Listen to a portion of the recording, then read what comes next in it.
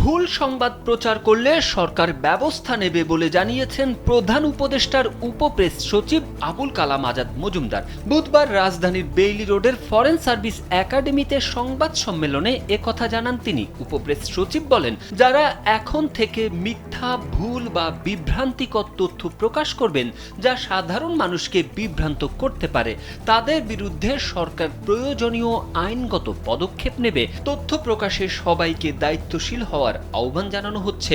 তিনি বলেন, যেসব গণমাধ্যম ভুল সংবাদ প্রচার করেছেন তারা তাদের ভুলটা সংশোধন করবেন।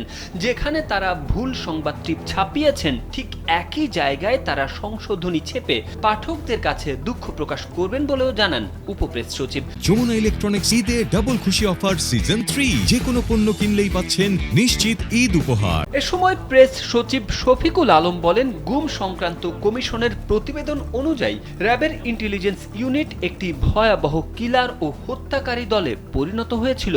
অনেক সদস্য পদোন্নতি ও আকর্ষণীয় পোস্টিংয়ের আশায় এসব ঘটনায় জড়িয়ে পড়তেন।